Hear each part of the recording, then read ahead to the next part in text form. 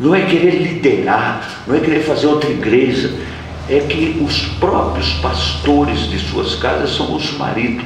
Onde você viu a pergunta que o irmão fez? Essa pergunta era desnecessária, porque o televisor em si mesmo não tem nenhum problema, o telefone não tem nenhum problema, a rede internacional, internet, que quer dizer uma rede internacional, não tem nenhum problema. O problema está se você tem ou não o Espírito Santo para olhar para isso.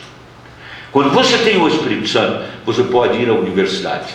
Quando você tem o Espírito Santo, você pode entrar e sair em qualquer lugar, pôr seus olhos em qualquer lugar, e você não virá contaminado.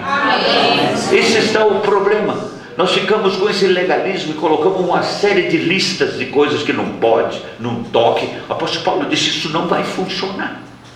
Por isso, disse ele: rogo-vos, irmãos, pela compaixão de Deus. Porque se Deus não tiver misericórdia, ou se Deus não estiver atuando aí, não vai funcionar nada. Porque é Deus que faz todas essas coisas, é Deus que opera tudo em todos. Então não adianta querer mudar essas coisas, mas perdemos tempo fazendo grandes reuniões e reunindo muitas pessoas e falamos coisas distantes daquilo que diariamente temos que fazer. Então isso não é revelação. Por isso leia o livro das 7 áreas, a exposição. Então, está esse corpo para descer, esse corpo que vem acompanhado do poder do descenso da voz do arcanjo. Ele vai chamar esses mortos. Este povo de todas maneiras terá que fazê-lo. Eles estão em tal separação, em tal grau, como diz o profeta: as pessoas que estiverem vivas para esse tempo são as pessoas mais bem-aventuradas, porque eles estarão para a primeira ressurreição. Vocês acabaram de cantar, não fui eu que programei isso, não fui eu que disse para cantar tal coisa, e eu fico observando como é que o Espírito de Deus se move antes de eu chegar. Eu fico sabendo como é que as pessoas entram na igreja, como é que elas se assentam. Se eu pudesse, eu ficava todo o tempo observando cada um, porque através das pessoas eu sei como que são os espíritos que entram aqui. Então estamos agora na voz do alarido, e muito pronto vamos entrar na voz do arcanjo, para finalmente estarmos na trombeta de Deus, com o objetivo de subirmos para encontrar com o Senhor nos ares. Amém. Então, repetindo, o problema é que não estamos suficientemente ajustados, ou não estamos em linha com a palavra para subirmos como desejamos.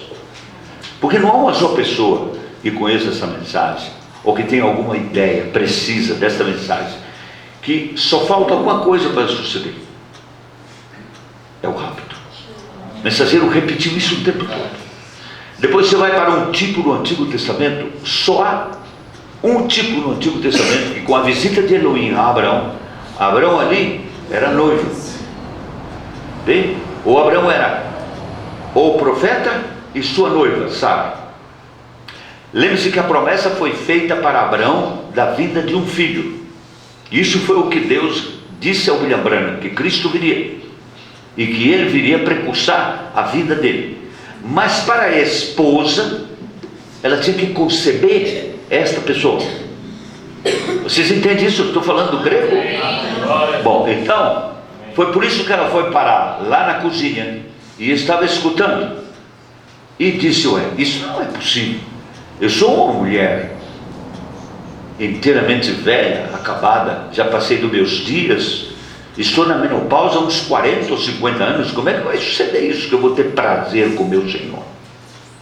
Então Deus escutou o seu pensamento e disse: por que Sara riu-se em seu coração? Ele não disse seu coração, é porque ela riu. Haverá algo impossível para Deus? Era ele que estava falando. Ele disse: é impossível. Depois ele deu o nome dela. Como é que ele sabia o nome dela? Como é que ele sabia o nome de Abraão? É que meses antes, ou dias antes, ele havia mudado o nome dela, havia mudado o nome dele, para poder receber essa promessa. Por isso, nessas etapas, estamos mudando os nossos nomes, porque somos vencedores. Amém. Todas as vezes que você vence, você muda. Amém. Vocês entendem isso? Eu talvez eu esteja falando um pouco mais de álgebra, eu não deveria. Entende isso ou não? Amém. Por isso você vai receber finalmente uma pedrinha branca. Não é que alguém vai te dar uma pedrinha branca. Você vai receber uma confissão de justiça, aonde te será revelado o nome que Deus te chamou pela primeira vez. Ele sabe como tu te chamas, porque Ele é teu Pai. Foi Ele que te colocou esse nome. E esse é o nome que para sempre, eternamente você terá. Por isso tem valor, tem significado o nome que recebemos dos nossos pais quando nascemos. Agora mesmo batizando uma pessoa na Parnaíba, dizemos que mudaram o nome dele. Bom, ele quis mudar, não que teria que mudar, mas ele quis mudar. Ele se chamava Elvis Presley. Seu pai e sua mãe colocaram esse nome. Você vê, uma ignorância terrível. Elvis quer dizer um demônio maligno. E isso é o nome de um homem que foi amaldiçoado. Então se mudou para Carlos ou Marcus Wesley. Então, para você ver, estas coisas têm significado. Por isso Pedro mudou de nome. Ou melhor, de Simão para Pedro, Paulo de Saulo para Paulo. Os filhos não me lembro o nome agora, eles também mudaram de nome. Todos mudam de nome, porque vencem, vão para outra etapa, são aceitos por Deus. Jacó mudou de nome. Não mudou de nome Jacó? Amém. Para Israel. Então todas essas coisas têm sentido. Nós temos que estar nisso por revelação e não por fantasias intelectuais e elucubrações ou muitos pensamentos intelectuais. Então o problema que eu tenho visto é que não estamos suficientemente ajustados à palavra. Mas isso, a culpa é nossa, porque a mensagem está aí, as bibliotecas estão aí, os pregadores têm pregado. Eu creio, os outros pregadores, eu não posso julgá-los, eu não devo fazê-lo. Eu suponho, eu estou olhando para o que eu estou pregando, eu creio que eu não mudei nenhuma vírgula do que eu preguei até aqui, do que está escrito na mensagem. Eu tenho tanta certeza que eu tenho essa ousadia de afirmar isso. Amém. É mais, cada vez que eu estou pedindo que comece a escutar os novos discos, é porque eu sei que as revelações que Deus está me dando são prevalentes, são importantes para completar aquilo que já temos recebido dele, não de mim. Mas aquilo que eu recebo, eu tenho que entregar a vocês. E ai de mim que não faça isso. Eu tenho que fazê-lo. Agora, as pessoas podem recusar ou simplesmente tomar. Você já viu o que aconteceu? Tantas coisas. Eu não estou preocupado. Isso não mudou nem 1 milímetro o meu rumo. Pelo contrário, me fez arraigar ou ficar mais estabelecido por causa da fé que eu recebi na palavra. Vocês têm que estar assim. E não se agitar. Uma pessoa agitada não vai receber nada de Deus. Uma pessoa que se aquieta, uma pessoa que fica humilde, calma, essa pessoa, Deus vai falar com ele. Ou melhor, vai começar a falar com ele. A pessoa começa a zanzar para baixo e para cima, entra e sai em tudo quanto é lugar, ele não vai para lugar nenhum. Ele está com comichão no ouvido. Ele não consegue ouvir, ele está com fome, ele está com sede, é um filho faminto, mas ele não para ouvir. E a fé é para ser ouvida através da palavra, porque a fé é um dom que Deus concede do seu Espírito. E se o seu Espírito está ali e a palavra pregada é inspirada por Deus, então essa fé tem que vir, ainda que seja para uma só pessoa, entre todas as pessoas que estão ouvindo. Então, eu queria, antes de dizer que não estou aqui para desanimar a vocês, eu estou aqui para estimular a vocês. Eu estou aqui para mostrar que há uma direção correta. É o Calvário. Porque no Calvário está Cristo crucificado. Aqui mesmo poderia parar e mostrar a vocês a primeira carta de Coríntios e provar a vocês que isto é a verdade. Paulo diz: nós pregamos a Cristo crucificado, escândalo para os intelectuais, os gregos. Quando você vê grego, é puro intelecto. Quando você vê judeu, é puro religioso. Quando você vê gentil, é puro idólatra. Agora, quem te ensina isso é o Espírito Santo que está em você. Amém. Agora, quando você necessita ser guiado, orientado por algum homem levantado por Deus, é de acordo com Efésios 4:11. Por isso eu estava falando para um irmão ontem, ele precisa ir a uma igreja, ele precisa se assentar, ele precisa cantar junto com as pessoas, ele precisa estar junto com os irmãos. E é exatamente o que vocês estavam cantando. Recordem os hinos que vocês cantaram. Os hinos que vocês cantaram foi uma mensagem. Amém. Eu estava ouvindo atentamente e cada hino estava falando de uma mensagem que foi pregada pelo profeta. Cada hino estava exaltando a palavra de Deus para que vocês não se desviem, que encontrem o rumo correto. E esse rumo correto é o Calvário. Começa e termina no Calvário todas as bênçãos. Toda a revelação de Deus está no Calvário. Foi por isso que o profeta disse que enquanto ele estava morto, lá no Calvário, lá no templo, eles estavam cantando o mesmo hino que ele havia, antes de expirar, havia se expressado: Deus meu, por que me abandonaste? Bem, era uma questão de revelação. Eles tinham boa informação, eles conheciam bastante de Moisés, da lei, dos profetas, dos salmos, ele conhecia das ordenanças, eles estavam praticando aquilo corretamente, mas sem nenhuma revelação. Então não subia, não era aceito. É como as pessoas que vêm para a ceia do Senhor e não têm revelação do que é aquilo. É como as pessoas que vêm à igreja e não têm revelação do que é vir à igreja e adorar a Deus. É como as pessoas que se levantam e não se ajoelham para orar e não sabem o mal de cada dia. E tem que entender que esse mal que está em cada dia, só Deus pode te livrar. Amém. Não entende que dedicam os seus filhos e depois deixam eles ao Deus dará, ao laissez-faire, ou seja, ao que fizer está bem. Deixam que eles se atrevam a responder mal, a falar não. Um filho não pode falar não a um pai. Quando um pai ou uma filha desobedecia, um filho ou uma filha desobedecia aos pais, ela era apedrejada no Antigo Testamento. Se ela fizesse algo vergonhoso, ela estava frita. Mas isso hoje, a lei, o diabo colocou uma lei para proteger a desobediência. É preciso que se levante alguns homens.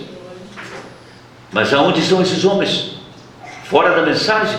É raríssimo, é a misericórdia de Deus que levanta alguns homens para falar a favor da justiça de Deus. Porque toda essa justiça dos advogados ou das leis dos países está debaixo da justiça de Deus. Não há uma só lei que não esteja debaixo, que não se encontre na Bíblia. Todo o equilíbrio, a equidade está aqui na Bíblia. Deus, quando fez esse livro, ou quando projetou ele, era a sua pessoa, era a revelação da sua pessoa. Isso aqui é apenas uma forma escrita de Deus, mas nós não estamos na letra, porque isso mata, é o que está sendo dito, é o intelecto mata. Nós queremos algo que seja vivo.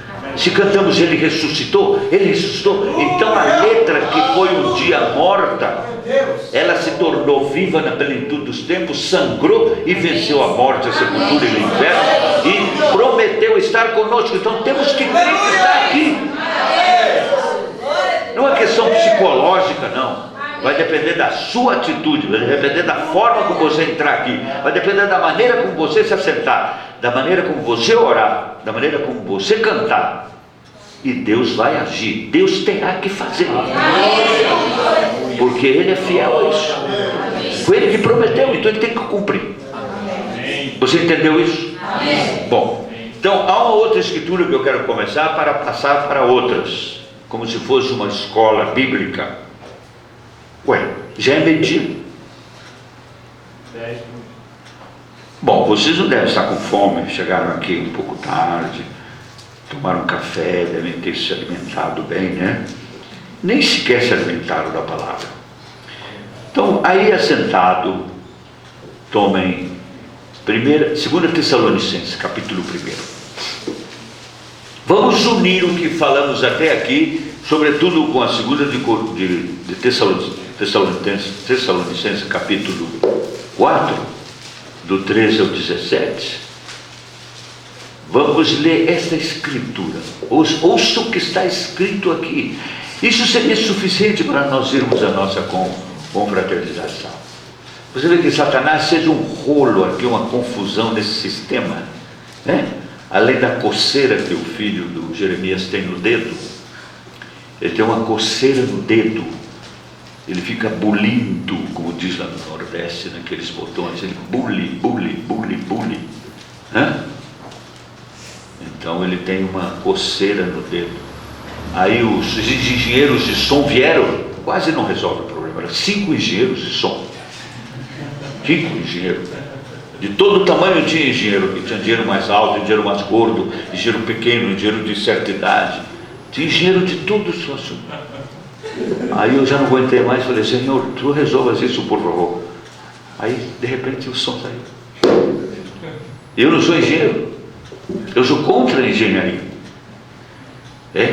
Bom, como eu sou meio maluco, eu digo as coisas, meio não, maluco e meio. Eu sou mais do que maluco. Olha, escute isso aqui. Ouça o que eu vou falar. Primeiro capítulo da 2ª carta do livro aos Tessalonicenses. Todos têm? Amém. Vamos lá. Versículo 3. Sempre devemos, irmãos, dar graças a Deus por vós, como é de razão, porque a vossa fé cresce muitíssimo, e o amor de cada um de vós abunda uns para com os outros, de maneira que nós mesmos nos gloriamos de vós nas igrejas de Deus, por causa da vossa paciência e fé, e em todas as vossas perseguições e aflições que suportais, prova clara do justo juízo de Deus, para que sejais havidos por dignos do reino de Deus, pelo qual também padeceis, se de fato é justo diante de Deus, que dê em paga tribulação aos que vos atribulam, e a vós que sois atribulado, descanso conosco, quando se manifestar o Senhor Jesus desde o céu com seus anjos de poder, como labareda de fogo, tomando vingança dos que não conhecem a Deus e dos que não obedecem ao Evangelho de nosso Senhor Jesus Cristo, os quais por castigo padecerão eterna perdição ante a face do Senhor e a glória do seu poder, quando vier para ser glorificado nos seus anjos e para se fazer admirável naquele dia em todos os que creem, porquanto o nosso testemunho foi crido entre vós. Pelo que também rogamos sempre por vós, para que o nosso Deus vos faça dignos da sua vocação e cumpra todo o desejo da sua bondade e a obra da fé com poder, para que o nome de nosso Senhor Jesus Cristo seja em vós glorificado, e vós nele, segundo a graça de Deus e do Senhor Jesus Cristo. Amém. A Escritura tem que se unir, a Escritura tem que se declarar, tem que se manifestar e tem que dizer um versículo ao outro, num livro ou naquele outro livro, não pode se contradizer. Estava tão próximo um do outro. Também na primeira carta de Coríntios fala disso, do rapto, fala da vinda do Senhor, fala dessa etapa da segunda vinda do Senhor, fala da voz do arcanjo, por toda a palavra, até no Antigo Testamento fala disso. Então, agora vamos tratar de mostrar a vocês algumas coisas. Quantos de vocês têm esse livro? Todos têm? Todos têm esse livro, uma exposição das 7 eras da igreja? Todos têm? Levante a mão. Quem não tem, pode baixar as mãos, por favor. Quem não tem, levante a mão. Quem não tem? O irmão ali de óculos não tem? O pai da irmã Antônia não tem? Ele não tem? Então é bom dar um para ele. Quem mais não tem? Levante a mão. Só o senhor não tem. O senhor não tem esse livro? Não tem. A senhora se informa ao senhor para que hoje mesmo seja concedido um livro dele um livro para ele durante a confraternização. Esse livro é o mais completo de todos os livros publicados pelo Mensageiro. Quando esse livro foi escrito, quando esse livro foi liberado, toda a mensagem estava revelada, toda a Bíblia havia sido declarada, tudo, absolutamente tudo. Então é por isso que ele é completo, e é por isso que ele vai te dar autoridade sobre o diabo, porque você vai conhecer esta pessoa, a pessoa de Jesus Cristo. Então nós vamos mostrar por que temos problema. Quando o profeta estava discorrendo sobre a idade de Esmirna, ele havia visto que o amor estava decaindo, que o amor havia sido, digamos, como, não sei se a palavra é boa para vocês, tangenciar, ou seja, estar passando por fora o amor de Deus. Porque quem é de Deus, quem nasce de Deus, ama. Escute isso. Vou repetir, está na Bíblia, na primeira carta de João. Aquele que nasce de Deus, ama. Sabe por quê? Porque Deus é amor. A natureza de Deus é essa, amor.